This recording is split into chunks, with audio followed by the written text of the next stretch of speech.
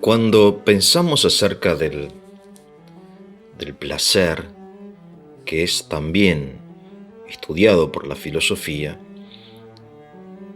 tenemos que distinguir la cualidad objetiva de aquello que nos provoca placer del deseo, que es parte también integrante de eso que llamamos placer. Acerca de esto, una historia: dos amigos que habían hecho junto la colimba, que es el servicio militar obligatorio, después de muchos años se encuentran en el restaurante de uno de ellos, que se había convertido en un famoso cocinero, en un chef, ¿no?, renombrado, quien le ofreció a su amigo, después de tantos años, la mejor carne, con el mejor vino, con el mejor postre, todo lo mejor, ¿no?, para el amigo. Y cuando estaban tomando el café, el otro le confesó que bueno, que le parecía bárbaro y estaba muy agradecido, pero que en realidad él quería saber cuál era el secreto del guiso que su amigo cocinaba, que había empezado ya a cocinar, ¿no?, en el ejército. Porque en realidad, aunque esta comida estaba riquísima, le parecía mucho más rico el guiso de la colimba, que obviamente, como ustedes imaginarán, estaba hecho con arroz de baja calidad, con carne picada llena de grasa, con alguna salsa de tomate y no mucho más, ¿no? Es decir, la cualidad objetiva de la carne de primera calidad recién servida era mucho mejor que la calidad de... Y el otro sonrió y le dijo: bueno, no hay ningún secreto. El secreto, en definitiva, es que estábamos muertos de hambre en la colimba. Por eso nos parecía riquísimo, ¿no?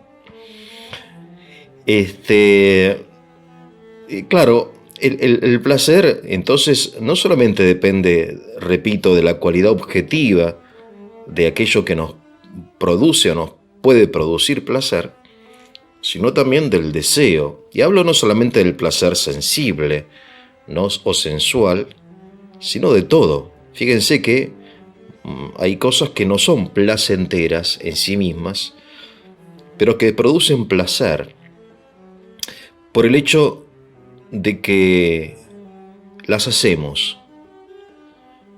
Decía un pensador de la antigüedad romana, decía: res severa gaudium magnum, decía él.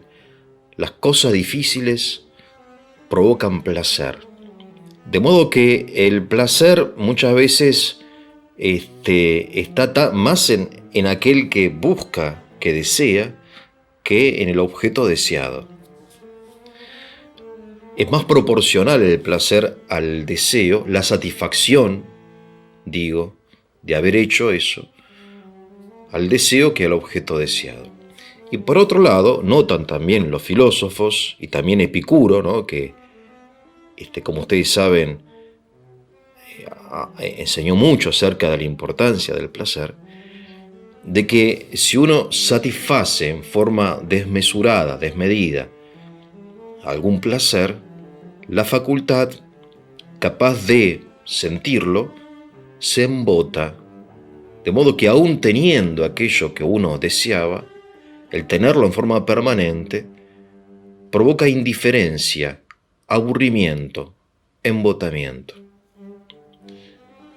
Recuerdo, y esto digo para finalizar, una vez conocí un monje en Rusia, en un monasterio donde vivía en una forma absolutamente ascética, muy sencilla, con lo mínimo, y él me confesó que nunca, aunque él había sido un hombre mundano, ¿no?, nunca había sentido tanto placer como dentro del monasterio, porque aparentemente, él me confesó, sus facultades se habían refinado de tal forma que solamente respirar el aire puro o observar los bosques o el canto de los monjes a la madrugada le producía un placer hasta ese momento desconocido, aunque él había tenido, repito, una vida, entre comillas, entregada al placer, ¿no?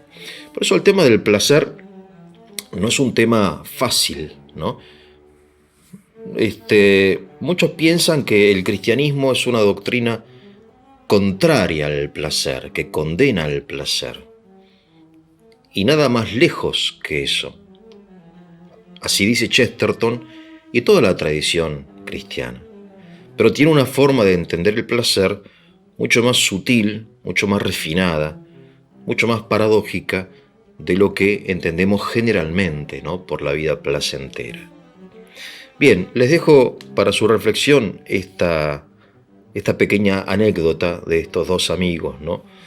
Y sobre todo de aquel que sentía o había sentido, o él creía que sentía, mucho más placer comiendo un guiso de colimba que en el mejor restaurante de Buenos Aires. Que tengan un buen día.